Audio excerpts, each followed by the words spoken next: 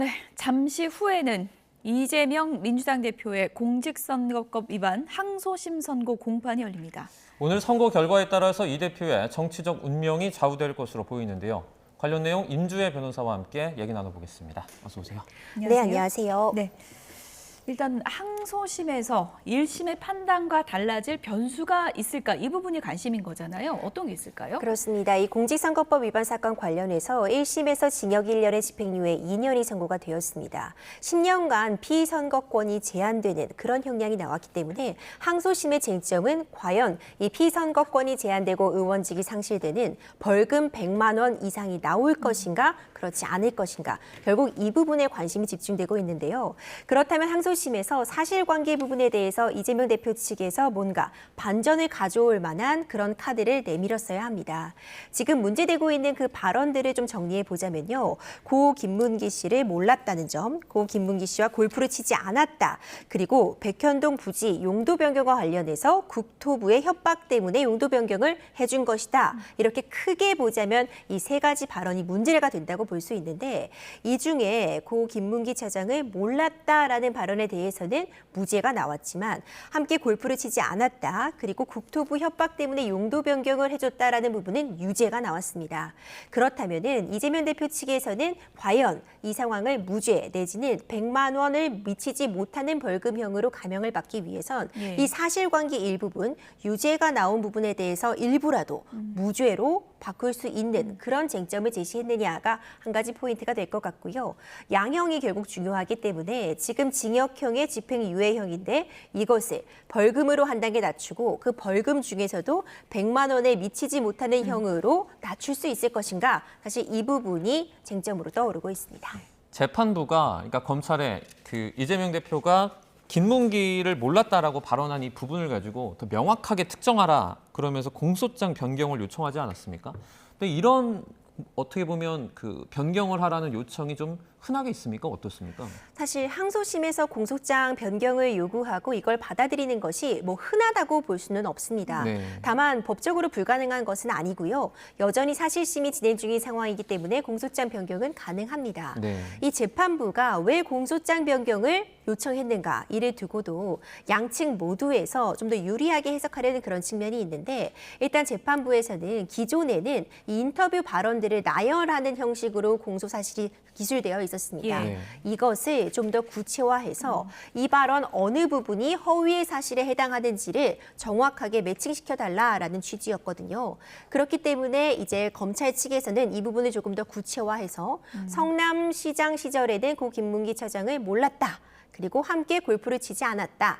나중에 도지사가 된 이후에야 이제 소송 같은 부분에 대비를 하면서 고 김문기 차장을 알았다. 이런 식으로 허위 사실을 유형화해서 제시를 했고요. 네. 구체적으로 인터뷰 그 해당 발언이 어떤 허위 사실에 해당하는지를 이렇게 매칭시키는 방안으로 공소장 변경이 있었습니다. 네. 이 부분을 놓고도 과연 1심에서 무죄로 나왔던 부분도 유죄의 심증을 굳히기 위해서 이런 공소장 변경이 있었던 것인지, 아니면 기존의 공조사실로는 유죄로 인정하기에 부족하다고 보아서 이 부분을 명확화하기 위한 것인지, 사실 그 부분은 오늘 재판부의 결정을 보고서야 그 의중을 좀 헤아릴 수 있을 것 같습니다. 네.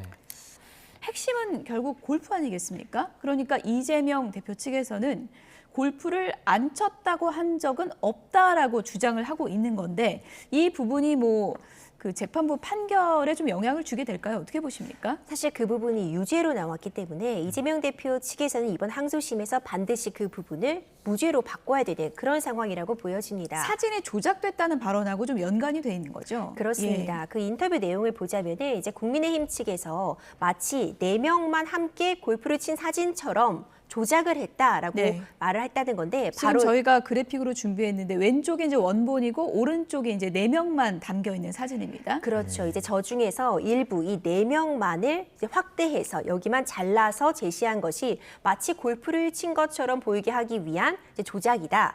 이런 발언을 했던 것입니다. 이와 관련해서 1심 재판부에서는 이 발언은 결국 이 사진이 조작됐다는 것이 골프를 치지 않았는데 마치 골프를 친 것처럼 조작했다는 뜻으로 선거 이 인단들은 받아들일 수밖에 없다는 취지로 예. 보아서 골프를 치지 않았다는 것이 허위 발언이다라고 보였고요. 이에 대해서 이재명 대표 측에선 사실 1심과 동일한 주장을 항소심에서도 해왔습니다. 네. 이 발언은 골프를 쳤는지 안 쳤는지는 기억이 잘 나지 않는 상태였기 때문에 정확하게 언급을 하지 않았고 이 사진 자체가 단체 사진인데 일부만 떼어내서 보여준 것이 이 사진이 조작이라는 의미였다. 그러므로 골프를 치지 않았다는 발언을 명확하게 한 것이 아니기 때문에 이것은 공직선거법 위반에 해당하지 않는다는 취지의 주장을 항소심에서도 동일하게 했습니다.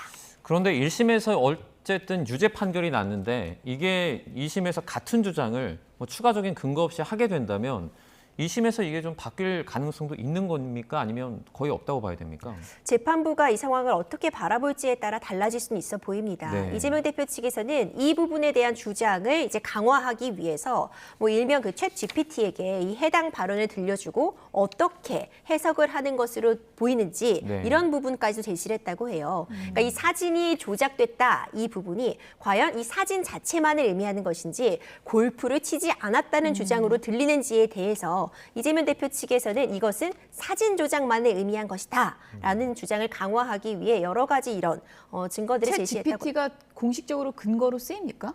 쓸 수는 없겠죠. 이 챗 그렇습니까? GPT 예. 알고리즘은 사실 알려져 예. 있는 바가 없기 예. 때문에 어떻게 질문을 던지느냐에 따라 결과가 달라질 수 있잖아요. 이렇게 나올 수도 있다, 뭐 보여줄 수 있다는 거죠. 그렇죠. 보여줬다는 거죠. 하나의 예. 그런 가설처럼, 가설처럼? 이렇게 예. 들릴 수도 있다. 이거는 받아들이는 사람에 따라서 달리 해석될 수 있다는 취지를 강화하기 위한 그런 주장으로 보이고요.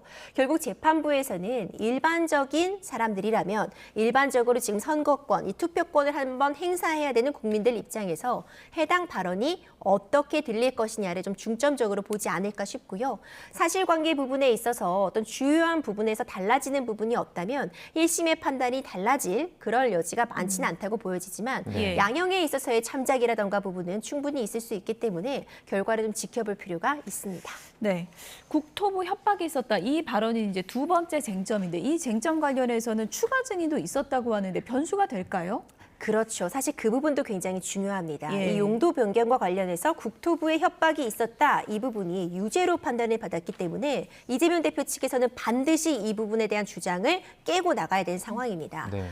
국토부의 협박이 있었다라는 부분을 그럼 주장하기 위해서는 국토부가 나서서 내가 협박을 했다라는 증인이 나온다거나 아니면 협박을 받았다라는 증언을 해줄 성남시 공무원이 있다거나 내지는 협박을 하는 걸 본 적이 있다 이런 증인이 있다면은 이재명 대표 측의 주장이 강화될 수 있을 텐데 예. 당연히 협박을 했다고 나서는 사람이 나오기는 쉽지 않겠죠. 네. 그렇다면 적어도 협박을 받았다거나 협박하는 것을 본 적이 있다라는 취지의 증언이 나와야 되는데 항소심 판결에서도 항교심 재판에서도 2명의 추가 증인이 있었습니다.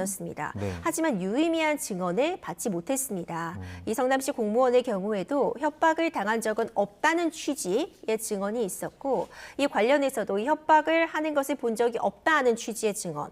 어찌 보자면 검찰 측에게 다소 유리해 보이는 그런 증언들만 나온 상황이기 때문에 네. 이 부분도 과연 이재명 대표의 주장처럼 국정감사에서 하는 발언이기 때문에 어떤 문제가 없다고 볼 수 있는 것인지 이것은 협박을 받았다는 표현 자체가 좀 과격했을 뿐 압박을 느꼈다는 취지의 발언이었기 때문에 네. 허위 사실을 공표한 것으로 볼 수 없다라는 주장을 과연 재판부에서 어떻게 볼지가 이번 항소심 판결의 쟁점이 될 수 있습니다. 그럼 단어를 조금 바꿔서 협박이 아니라 압박이었으면 이건 뭐 정상 참작이라든지 무죄로 나올 수 있는 겁니까?